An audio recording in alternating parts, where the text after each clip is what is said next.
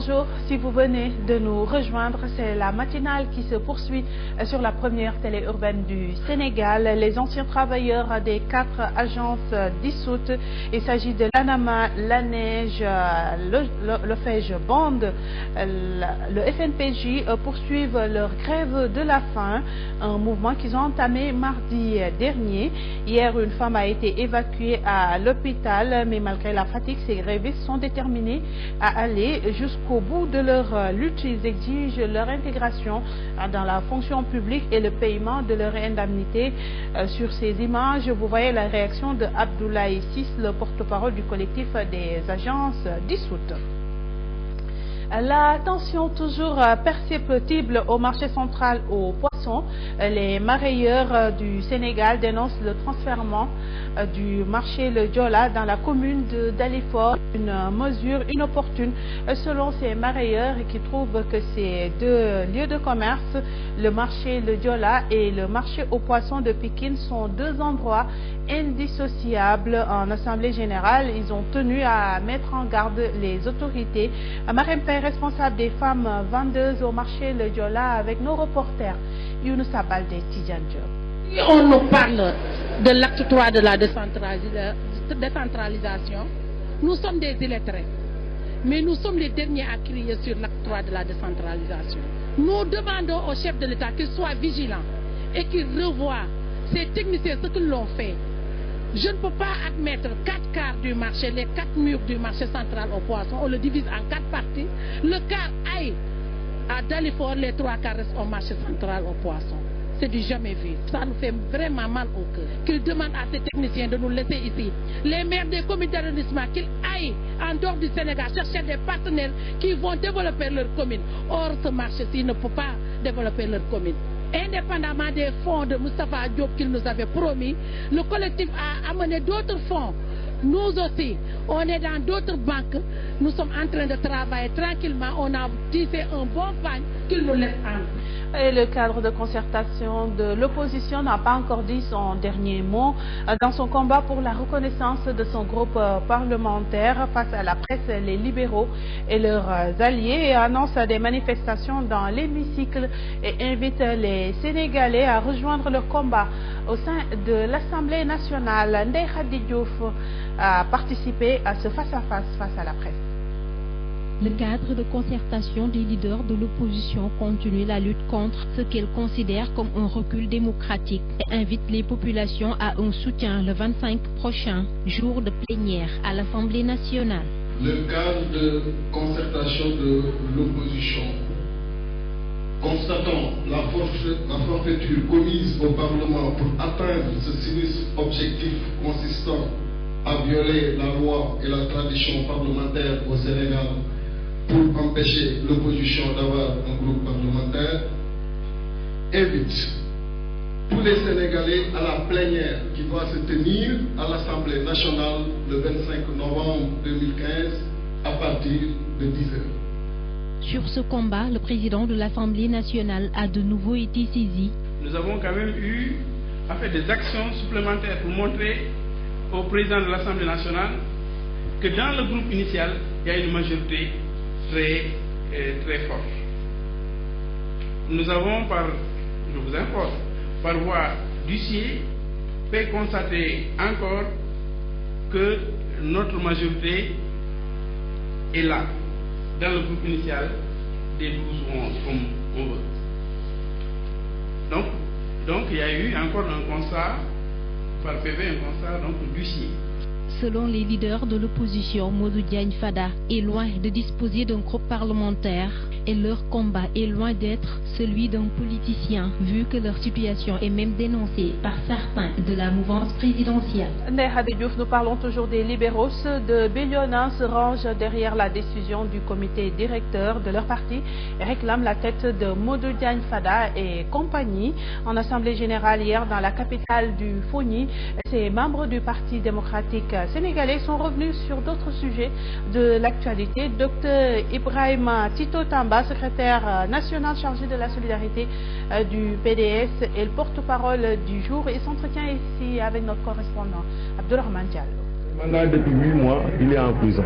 Macky ne le juge pas, ne le libère pas. Donc les délais légaux sont expirés depuis longtemps. On ne sait pas pourquoi Macky ne le juge pas. Donc il faudrait que Macky aussi sache que Toussaint, c'est un père de famille.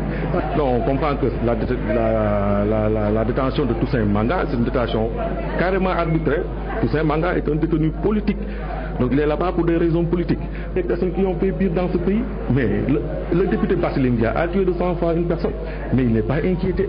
Mais d'autres personnes et d'autres. Donc en tout cas, nous avons pris une décision ensemble, en collaboration avec nos autres frères des autres régions, de vraiment dresser ensemble une feuille de route, et nous allons mettre en œuvre cette feuille de route jusqu'à la libération de Toussaint Manga. Vous avez dû rectifier de vous-même, c'est la réaction d'Ibrahima Tito Tamba qui réclame cette fois-ci la libération immédiate de leur frère de parti, Toussaint Manga. Nous reviendrons dans nos prochaines éditions sur cette réaction, toujours d'Ibrahima Tito Tamba, sur la décision de la section Bignona du Parti démocratique sénégalais qui se range derrière la décision de leur comité directeur. Le Parti socialiste, face aux défis économiques, politiques et sociaux au Sénégal et en Afrique, c'est le thème de l'université d'été de cette formation politique prévue les 21 et 22 novembre prochains. 2 jours d'échange, de réflexion, mais aussi de formation sur la doctrine socialiste. Suivant à ce propos les explications d'Abdoulaye Eliman Kane, porte-parole du jour, au micro de Lady Mendao Papdiaye.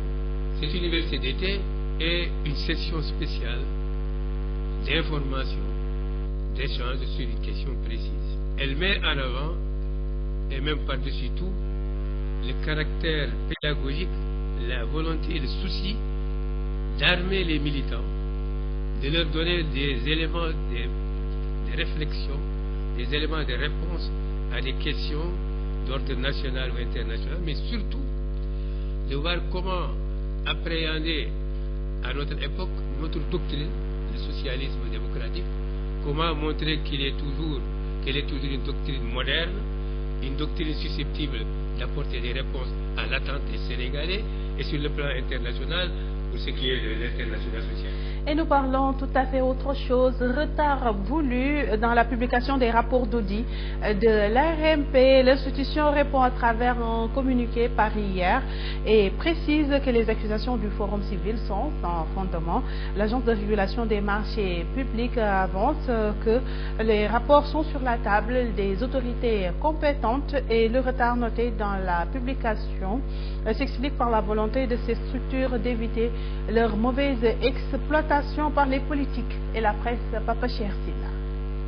Forum civil, l'ARMP est en train de bloquer la publication de son rapport annuel 2014. Et pire, l'ARMP est en train de passer sous silence les audits des sessions 2013 et 2014 des marchés publics. ARMP, ces allégations sont sans fondement et méritent des précisions. Un nouveau format de restitution publique à travers la tenue prochaine d'un séminaire national de partage sur les pratiques en cours dans les marchés publics à l'intention des autorités contractantes qui étaient absentes lors des précédentes séances de restitution. Un passage de son communiqué que l'ARMP a tenu à souligner. Toujours dans son communiqué, l'ARMP rapporte que son rapport annuel ainsi que les rapports d'audit des procédures de marché des autorités contractantes sont déjà élaborés. Ces rapports ont été transmis à qui de droit et leur publication sur le site des marchés publics ne saurait souffrir d'aucun manquement vis-à-vis de la réglementation. Le souci de l'institution dans cet exercice est d'éviter de mettre en avant le déballage, l'amalgame et le sensationnel qui ont fini de porter atteinte à la dignité et à l'honorabilité de personnes responsables des marchés au détriment de l'objectif d'amélioration du système. Merci Papa Cheikh Sylla. Sport à présent, le comité national olympique sénégalais vient de signer un partenariat avec le comité national olympique italien. Un partenariat qui va permettre aux athlètes sénégalais qualifiés aux Jeux olympiques de Rio 2016 de bénéficier d'une bonne préparation en Italie. Les précisions de Diagne Ndiaye, président du CNOS, au micro de Fatima Sylla. Les objectifs, c'est de pouvoir leur trouver des camps de préparation avant les JO, comme tous les comités olympiques du monde. Et déjà, on sait qu'on les a. Ça, c'est déjà un gros souci en moins. En attendant d'autres qualifiés. Maintenant, si d'autres pays nous accordent leur coopération, on est demandeur. Les équipes, en tout cas au plan terme puisse évoluer dans des bonnes conditions pour des bons résultats que nous attendons. Je crois que c'est exactement ça. La médaille, malheureusement, moi je ne cours pas, mais on le souhaite pour tous nos qualifiés, hein, et on en a en tout cas on en a l'envie, c'est le plus important, et on est en train de faire rendre possible cette envie-là, c'est-à-dire en les mettant dans des bonnes conditions de préparation.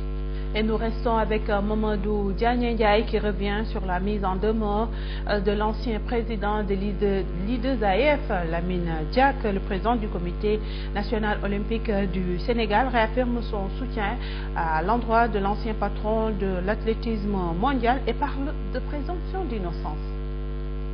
Tant que ta culpabilité n'a pas été validée par les juges, chaque homme, chaque femme est innocent. Et je constate que quand il s'est agi de Platini, le gouvernement français, le Premier ministre, le président de la République l'ont soutenu fortement. Alors que Lamine Diack, on ne peut pas dire qu'il a dit, comme Platini l'a reconnu lui-même, j'ai pris 2 millions, on lui a dit mais où est le contrat? Il dit non, c'est d'homme à homme. Je ne pensais pas que dans le droit positif suisse, français, américain, anglais, sénégalais, ça n'existe pas. Je veux dire, maintenant, l'affaire est en cours de traitement. Moi, je ne suis pas juge, mais pour ce qui est de Lamine Diack, évidemment, je crois que dans la plénitude du terme, vous avez lu le communiqué du comité olympique. Et je crois qu'il ne faut pas... en matière de justice, il faut savoir avoir de la retenue. Parce que faire de la spéculation, ça ne sert à rien. Direction à présent Sokone, le ministre des Sports a co-présidé avec son homologue Abdou Latif Coulibaly la finale du tournoi de football de la 2e édition du Mémorial Roulédien, une rencontre qui a opposé l'AS Entente à Magadan, vainqueur à la série des tirs au but, 3-2 après un score de parité nul et vierge à la fin de cette rencontre. Matarba, le patron du football sénégalais, s'est confié à nos reporters, cher Ahmed Tidiane Seck, Mansour Ndiaye. Je suis là grâce à mon frère et cher ami Abdou Latif Coulibaly, secrétaire général du gouvernement, qui est un grand responsable de l'affaire ici à Somono, qui parraine une finale qui est dédiée, une finale qui porte le nom de son ami qui est décédé et qui était un grand militant de l'affaire. Non seulement de venir l'accompagner en tant que cher parent, le Nawetan de Sokone n'est pas le Nawetan dont on parle partout parce qu'on dit que le Nawetan c'est le football. Ici, il y a beaucoup plus d'activités, il y a le handball. D'ailleurs, il y a beaucoup de joueuses qui sont au niveau de l'équipe nationale.